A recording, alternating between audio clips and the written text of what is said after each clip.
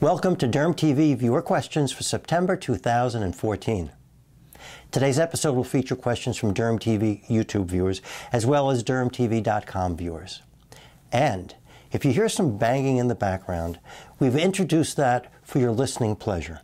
Actually, there's a little construction going on. Just bear with us. Hello, I'm Dr. Neil Schultz, and welcome to DermTV. Today we're going to start with questions from YouTube viewers. First question is from Kimberly Jane Blake on the episode about sunscreen and exfoliation. Another great video, Dr. Schultz. Thank you, Kimberly. I'm going to try mixing my AHA serum with my morning sunscreen. Kimberly, actually, that's not going to work, because what I mentioned in the episode was when the exfoliant and the sunscreen were combined by the manufacturer, and they then submitted it for SPF testing, you had that SPF with the combination. What you're suggesting doing is taking a sunscreen with a specific SPF, mixing it with your AHA. That is going to dilute the sunscreen, depending on the relative proportions, and going to prevent you from getting the full rating of your sunscreen. So what I said was only for products that were tested at their SPF and sun protection in the combination, not creating a combination afterwards. And also on sunscreen and exfoliation, Mak Woon Chong asks, at 0.48 seconds, you said, what goes on first could potentially diminish the efficacy of the second, quote unquote. I'm assuming that this won't happen if the first product has a lighter vehicle than the second product, right? Right, mostly, but I'm still going to insist that you always, with very few exceptions, one of which is going to be the subject of another question today, that you always, with very few exceptions, apply your sunscreen first. So really what's going to happen here is you want to put your sunscreen on first, and then you would put an exfoliant on afterwards, provided it had a heavier vehicle. But that's why I generally suggest that you use your exfoliants at bedtime so there is no competition with the sunscreen. What you've said in general is correct in terms of order of application of skincare products. Lighter vehicle, heavier vehicle, but we really want your sunscreen on first. Maria Lee says, Dr. Schultz, how do I know if I'm over-exfoliating? Maria, that's going to be really self-evident. You will either develop pink skin, you will see flaking, you will feel burning, or you will get a sense of irritation. And if none of those things are happening, you're not over-exfoliating. Pianumal Pech asks, can I apply my sunscreen with SPF after my acne treatment? This is what I was referring to before about an exception.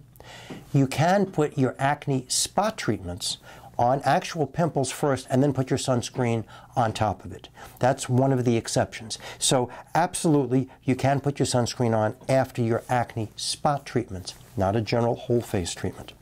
And I'd like to mention a comment about the episode on nail biting and the medical effects and how that's a good way to spread warts. That is true and that is correct. Apparently, some viewers got the impression that as a result of nail biting, they would get skin cancer of their fingers. What I meant to say, and what I think I may have said, is that some warts, when they go under the fingernails in that environment, they sometimes can lead to squamous cell cancers.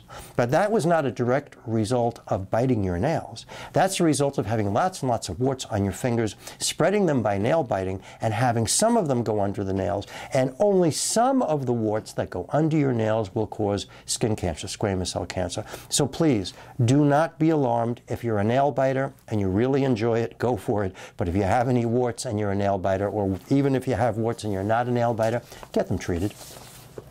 Let's go on to DermTV.com viewers' questions. The first one is from Pratty, and she says, hi, doctor. Is it okay to change up skincare products on an everyday basis? There are so many brands to choose from that sometimes I get greedy and want the next best thing in the market. So, for example, if I have a number of cleansers, toners, glycolic products, pads, gels, liquids, moisturizers, etc., is it okay if I use a different combination every day?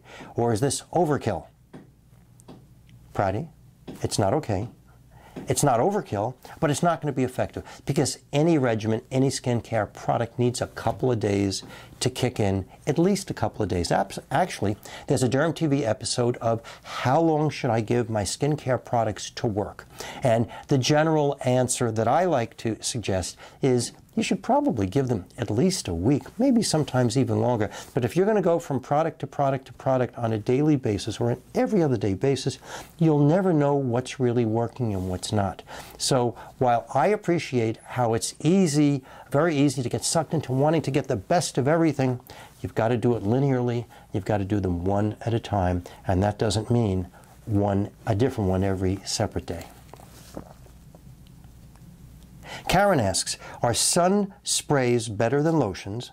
And the answer to that is definitely not, because the worst sunburns I see are from people who used a spray, because you really don't know where the spray went and where the spray didn't go, particularly on parts of your body that you can't see. And that's one of the reasons that the FDA is really not very fond of sunscreen sprays and gives the manufacturers a really hard time under the new sunscreen monograph, which began about 2 years ago.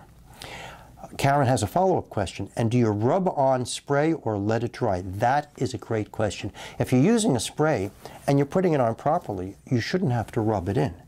But if you do rub it in, you're much more apt to cover all the areas and not get a burn, because then you've really turned your spray into a lotion in terms of the way you're applying it. And the last question for today's episode comes from Wendy.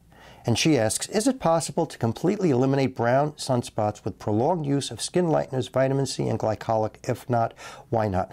Wendy, even if you're using my Beauty RX products, skin lightener, vitamin C, or glycolic, many, many sunspots, which are also called age spots and liver spots, will lighten, but most of them will not go away completely because they actually represent a little bit of a growth. And it's sort of difficult to get rid of the entire thickness. Even though you can't feel it when you touch your hand, it's kind of difficult to get rid of that whole growth. So you're certainly going to get lightening, but many times, if you want to get rid of it completely, you're going to have in-office laser treatments. So that's it for this month's Viewer Questions. And don't forget, the subjects from so many DermTV episodes come from your questions, which are great.